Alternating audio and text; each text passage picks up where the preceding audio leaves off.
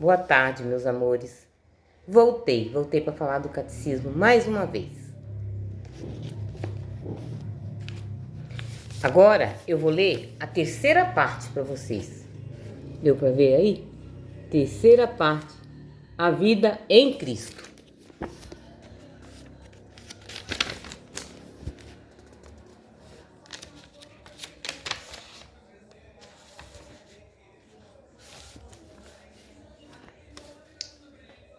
Fala mais ou menos assim. É mais ou menos pelo que eu estou entendendo, né? A introdução. Cristão, reconhece a tua dignidade. Por participares agora da natureza divina, não te degeneres, retornando à decadência da tua vida passada. Lembra-te da cabeça a que pertence e do corpo de que és membro. Lembra-te de que fostes arrancado do poder das trevas e transferido para a luz do reino de Deus. O símbolo da fé professou a grandeza dos dons de Deus para o homem na obra de sua criação, e mais ainda, pela redenção e santificação. O que a fé confessa, os sacramentos comuniquem. Pelos sacramentos que os fizeram renascer, os cristãos se tornaram filhos de Deus, participantes da natureza divina, reconhecendo na fé sua nova dignidade. Os cristãos são chamados a levar desde então uma vida digna do Evangelho de Cristo, pelos sacramentos e pela oração. Recebem a graça de Cristo e os dons do Espírito Santo, que os tornem capazes disto. Jesus Cristo sempre fez o que era de agrado do Pai, sempre viveu uma perfeita comunhão com Ele. Também os discípulos são convidados a viver sob o olhar do Pai, que vê no escondido, para se tornarem perfeitos como o Pai Celeste, que é perfeito. Incorporados a Cristo pelo batismo, os cristãos estão mortos para o pecado e vivos para Deus em Jesus Cristo, participando assim na vida do ressuscitado. Seguindo a Cristo e em união com Ele, podem procurar tornar-se imitadores de Deus como filhos amados e caminhar no amor, conformando seus pensamentos, palavras e ações aos sentimentos de Cristo Jesus e seguindo seus exemplos. Justificado pelo nome do Senhor Jesus Cristo e pelo Espírito de nosso Deus, santificados e chamados a serem santos, os cristãos tornaram-se templo do Espírito Santo. Esse Espírito do Filho os ensina a orar ao Pai e, tendo se tornado sua vida, os faz agir, para carregarem em si os frutos do Espírito, através de uma produtiva caridade. Curando as feridas do pecado, o Espírito Santo nos renova pela transformação espiritual de nossa mente. Ele nos ilumina e nos fortifica para vivermos como luz no Senhor, em toda espécie de bondade e de justiça e de verdade. O caminho de Cristo conduz à vida, um caminho contrário leva à perdição. A parábola evangélica de dois caminhos está sempre presente na catequese da Igreja. Significa a importância das divisões morais para a nossa salvação. Há dois caminhos, um da vida e outro da morte, mas entre os dois há grande diferença. Importa, na catequese, revelar com toda clareza a alegria e as exigências do caminho de Cristo. A catequese da vida nova em Cristo será uma catequese do Espírito Santo, mestre interior da vida segundo Cristo, doce hóspede e amigo que inspira, conduz, retifica e fortifica esta vida. Uma catequese da graça, pois é pela graça somos salvos e pela graça nossas obras podem produzir frutos para a vida eterna. Uma catequese das bem-aventuranças, pois o caminho de Cristo está sintetizado nas bem-aventuranças, único caminho para a felicidade eterna, a qual o coração do homem aspira. Uma catequese do pecado e do perdão, pois sem as reconhecer pecador, o homem não pode conhecer a verdade sobre si mesmo, condição de reto agir e sem a oferta do perdão não poderia suportar esta verdade. Uma catequese das virtudes humanas que leva a acolher a beleza e a atração das retas disposições para o bem. Uma catequese das virtudes cristãs da fé, da esperança e da caridade que se inspira no sublime exemplo dos santos. Uma catequese do duplo mandamento da caridade, do desenvolvimento no decálogo. Uma catequese eclesial, pois é nos múltiplos intercâmbios que a vida cristã pode crescer, desenvolver e comunicar-se.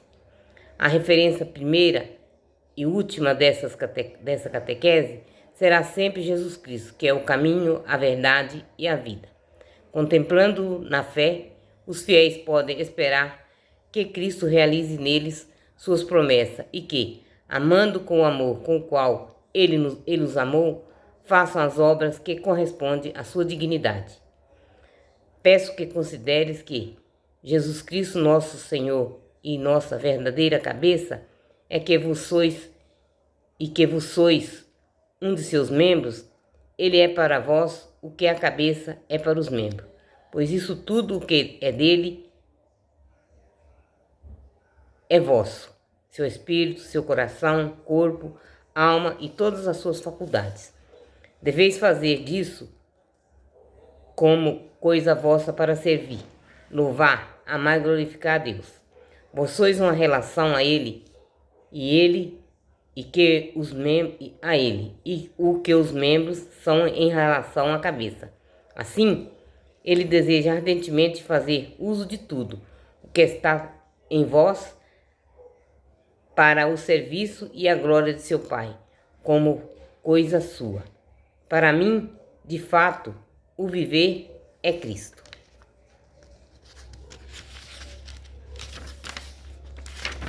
Esta foi a pequena introdução que ele deu. Agora eu vou começar a ler a primeira seção. A vocação do homem na vida do Espírito. A verdadeira vocação do homem, a vida no Espírito. A vida no Espírito realiza a vocação do homem.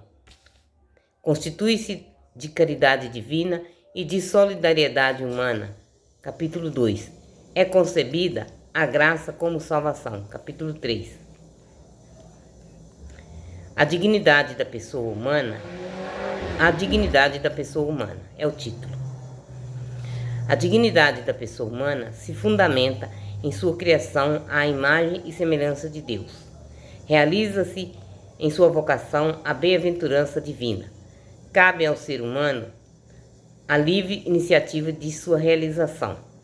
Por seus atos deliberados, a pessoa humana se conforma ou não ao bem prometido por Deus e atestado por sua consciência moral.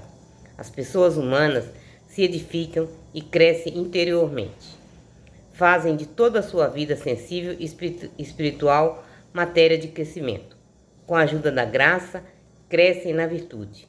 Evitam o pecado e, se o tiverem cometido, voltam para o Filho pródigo, para a misericórdia de nosso Pai dos céus, chegam assim à perfeição da caridade.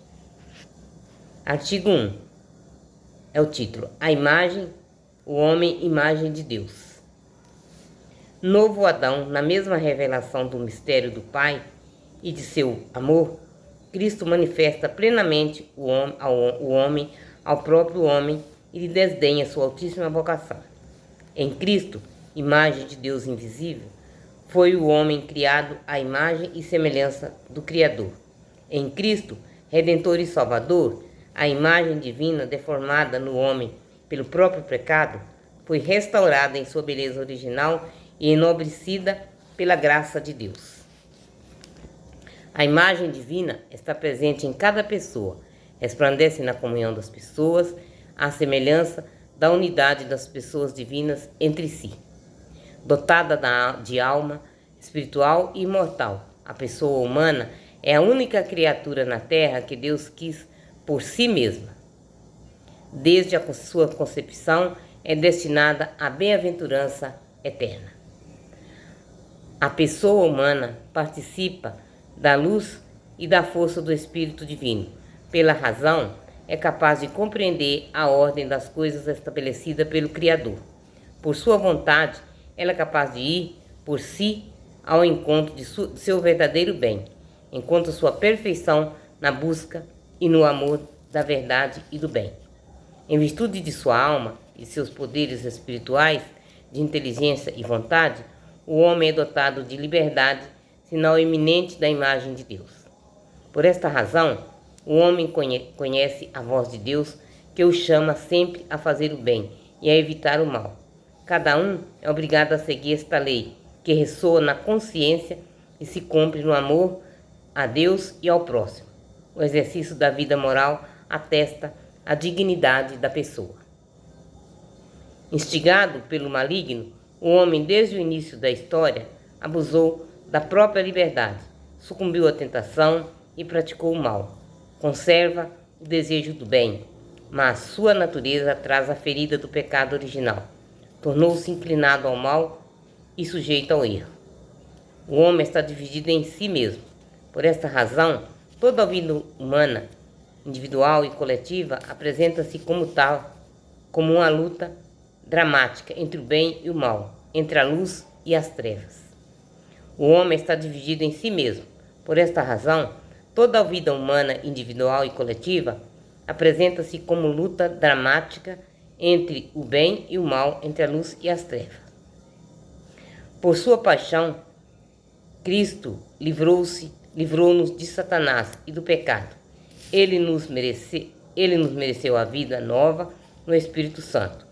Sua graça restaura o que é pecado, o que o pecado deteriorou em nós. Quem crê em Cristo torna-se filho de Deus. Esta adoção filial o transforma, propiciando-lhe seguir o exemplo de Cristo. Ela torna-o capaz de agir corretamente e de praticar o bem, em união com seu Salvador. O discípulo alcança a perfeição da caridade, a santidade, amadurecida na graça, a vida moral desabrocha em vida eterna na glória do céu. Vou resumir. Cristo manifesta plenamente ao próprio homem, desvenda-lhe sua altíssima vocação. Dotada da alma espiritual, inteligência e vontade, a pessoa humana, desde sua concepção, é ordenada para Deus e destinada à bem-aventurança eterna. Busca sua perfeição na procura e no amor da verdade e do bem. A verdadeira liberdade é no homem, sinal eminente da imagem de Deus. O homem é obrigado a seguir a lei moral, que o chama a fazer o bem e a evitar o mal. Esta lei ressoa em sua consciência. O homem é ferido em sua natureza pelo pecado original. Está sujeito ao erro e inclinado ao mal no exercício de sua liberdade. Quem crê em Cristo tem a vida nova no Espírito Santo. A vida moral, desenvolvida e amadurecida na graça, deve completar-se na glória do céu.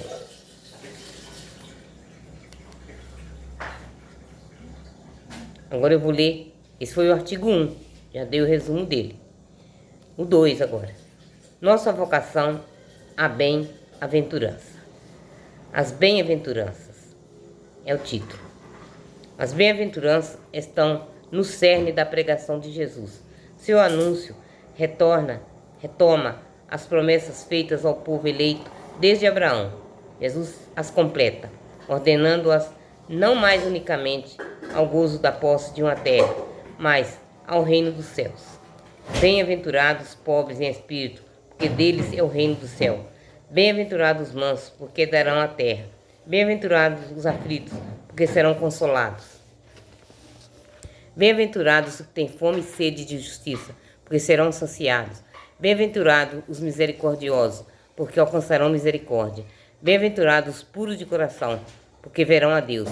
Bem-aventurados os que promovem a paz, porque serão chamados filhos de Deus. Bem-aventurados os que são perseguidos por causa da justiça, porque deles é o reino dos céus. Bem-aventurados sois quando vos injuriarem e vos perseguirem, e mentindo disserem todo mal contra vós, por causa de mim. Alegrai-vos e exultai, porque é grande a vossa recompensa nos céus. As bem-aventuranças traçam a imagem de Cristo e descrevem sua caridade. Exprimem a vocação dos fiéis associados à glória de sua paixão e ressurreição. Ilumina as ações e atitudes características da vida cristã. São promessas paradoxais que sustentam a esperança nas tribulações. Anunciam as bênçãos e recompensas já veladamente antecipadas aos discípulos. São iniciadas na vida da Virgem Maria e de todos os santos. O desejo da felicidade. As bem-aventuranças respondem ao desejo natural da felicidade. Esse desejo é de origem divina. Deus o colocou no coração do homem a fim de atraí-lo a si, pois só ele pode satisfazê-lo.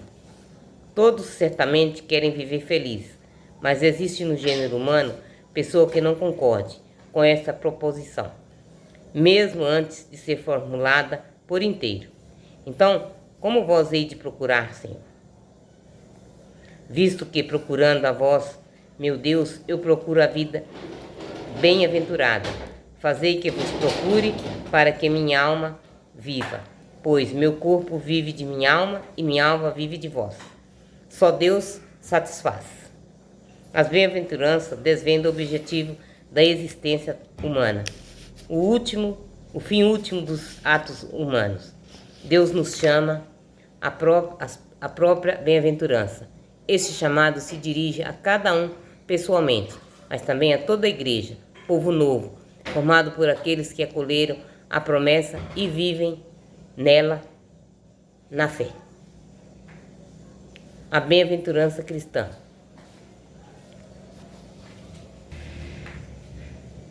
O Novo Testamento usa várias expressões para caracterizar a bem-aventurança a qual Deus chama o homem à vinda do reino de Deus, a visão de Deus. Felizes os puros de coração, porque verão a Deus. Entrada na alegria do Senhor, entrada no repouso de Deus. Aí descansaremos e veremos e amaremos e louvaremos. Eis a essência do fim sem fim. E que outro fim mais nosso que chegarmos ao reino que não tem fim, não terá fim. Deus nos colocou no mundo para conhecê-lo, servi-lo e amá-lo, e assim chegar ao paraíso. A bem-aventurança nos faz participantes da natureza divina e da vida eterna. Com ela, o homem entra na glória de Cristo e no gozo da vida trinitária. Uma tal bem-aventurança ultrapassa a inteligência e as forças exclusivamente humanas. Resulta de um dom gratuito de Deus. Por isso se diz ser sobrenatural, assim como a graça que dispõe o homem a entrar no gozo divino. Bem-aventurados puros de corações, porque verão a Deus. Por certo, de acordo com sua grandeza e glória indizível, ninguém pode ver a Deus e permanecer vivo. O Pai é, de fato, inacessível, mas devido ao seu amor, sua bondade para com os homens e sua onipotência, chega até a conceder àqueles que o amam o privilégio de ver a Deus, pois que é impossível aos homens é possível a Deus. A prometida bem-aventurança nos coloca diante das escolhas morais decisivas. Convida-nos a purificar nosso coração de seus maus instintos e a procurar, acima de tudo, o amor de Deus.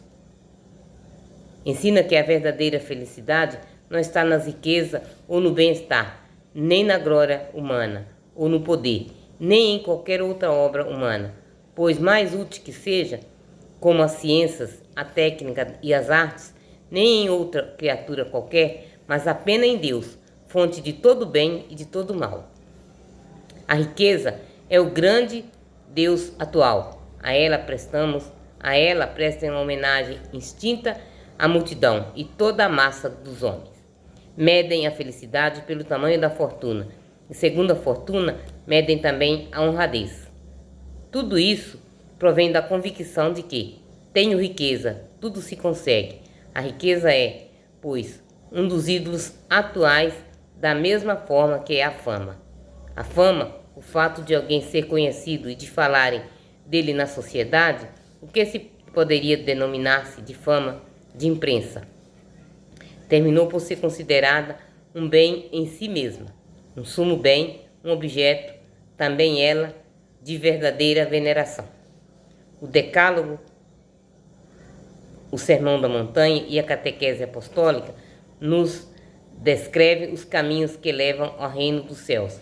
Nele nos engajamos, passo a passo, pelas ações de todos os dias, sustentado pela graça do Espírito Santo, fecundados pela palavra de Cristo. Damos aos poucos frutos na igreja para a glória de Deus. Eu vou ler o resumo, porque ele é pequenininho. Eu já passei muito do meu horário, mas ele é pequenininho, eu vou continuar. As bem-aventuranças retomam e contemplam as promessas de Deus desde Abraão, ordenando-as para o reino dos céus.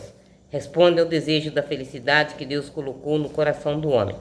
As bem-aventuranças nos ensinam o fim último ao qual Deus nos chama, o reino, a visão de Deus, a participação na natureza divina, a vida eterna, a filiação divina, o repouso em Deus.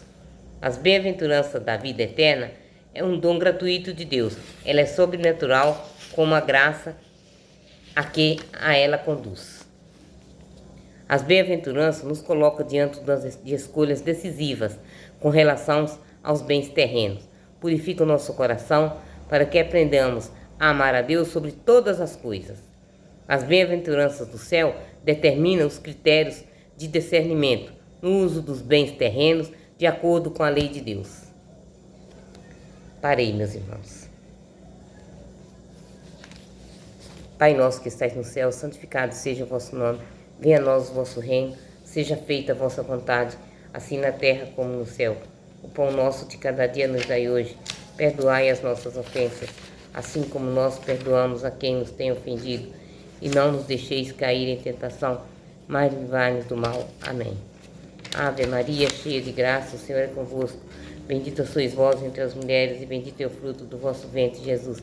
Santa Maria, Mãe de Deus e nossa, rogai por nós, pecadores, agora e na hora de nossa morte. Amém. Veja bem, meus irmãos, eu li a terceira parte, muito bonita, falando sobre as bem-aventuranças. Preste atenção nessa leitura, meus irmãos. É uma leitura muito bela mesmo. Fala aquilo que a gente precisa ouvir. Tudo que a gente precisa ouvir está resumido na terceira parte do catecismo. Mas isso aí é só o começo da terceira parte. Tem muita coisa ainda. Deus abençoe a todos. Tenham todos uma boa tarde.